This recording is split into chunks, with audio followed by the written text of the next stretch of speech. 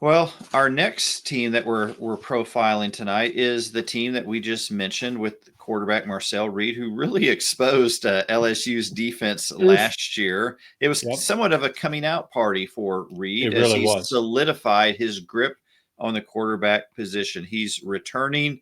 The kid can run. He can pass. I like this Reed kid.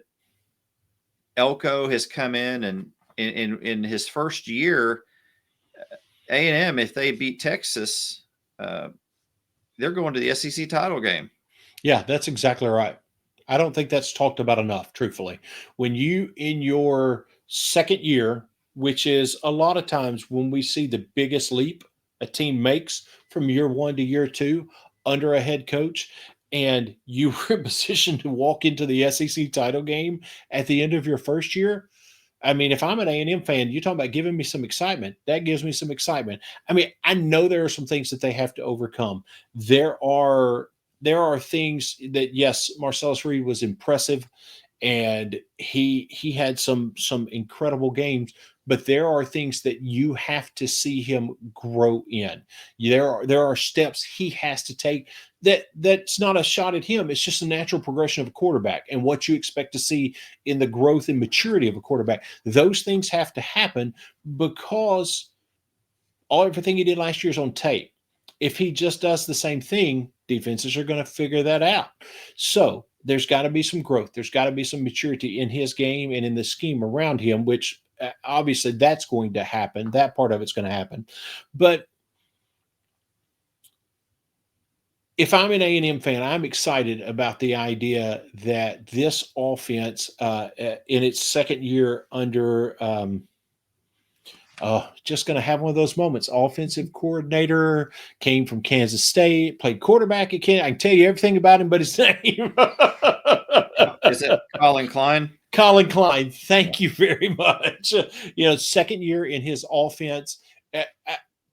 I'm excited about that if I'm an A&M fan. If I'm the rest of the league, maybe not so much, because when you've got the second year under a coordinator and he's got this kind of firepower, not only at quarterback, but just in the offensive room in general, when you look at running backs and receivers and everything else, some pretty exciting things on the offensive side of the ball if I'm an A&M fan. Starting with the Maroon Goons up front, all five offensive linemen are back.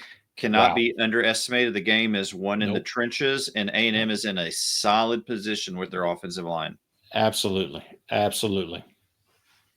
about I think that's a great point. How about on the defensive side of the ball? What do you see expect from A&M defensively? Well, you know what? Even if you don't highlight a specific player, and they do have players like Howell and Hay, who's coming. Howell's returning. Hay came in as a transfer. You've got specific guys to be excited about. But the second year with Mike Elko, and what he can do and what he has shown, not only in defensive player development, but the defensive scheme development as a coordinator and as a head coach. There's got to be high expectations if I'm an A&M fan when I look at this defense. The defensive line, we talked about the strength of the offensive line. The defensive line is the one place where it's like, okay, everything we think you can do as a coach, we're going to need you to show that, because there's a lot changing on that defensive line. So that's the spot. If I look at that as an A&M fan, I go, oof, we got to see you. You got to develop these guys. You got to bring these guys along. Got to see some activity and some movement in the trenches. But outside of that, man, this is an exciting thing. You're returning your entire secondary. I'm pumped about the defensive side of the ball. Being a shutdown, maybe make some teams look silly kind of a defensive side of the ball for A&M this year, at least the potential. For me, the bottom line with the defense is 8 returning starters. Absolutely. That's phenomenal.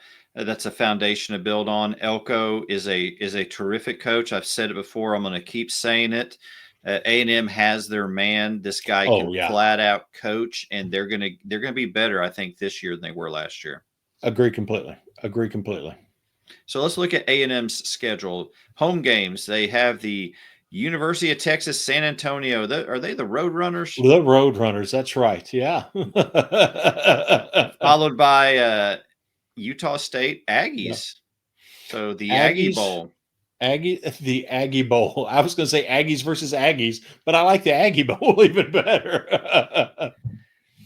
Auburn comes to town. Mississippi State comes to town. Florida, South Carolina, and Samford. So that's the home schedule for A&M. Their away games include. That Florida game could be interesting. Yes. That at that point of the year, depending on how both of their seasons have gone, that could be a very interesting game. How about a huge game September 13th against Notre Dame in South Bend? Got to go win that one. Absolutely. That's a statement you need to make in year 2 to show what you're doing if you're Mike Elko. Got to go win that one. That's a must win. Yep. They go up to Fayetteville, down to Baton Rouge. They're at Missouri, and then they wind up in Austin. So pretty you could look at that away schedule and think that's a murderer's row schedule. Yeah, absolutely. Yeah, that could be a tough, because even if you look at Missouri, Arkansas, those might be teams you're talking about being top 3 or 4 in the conference. But I don't, as Tennessee learned last year, there is no such thing as an easy trip to Fayetteville.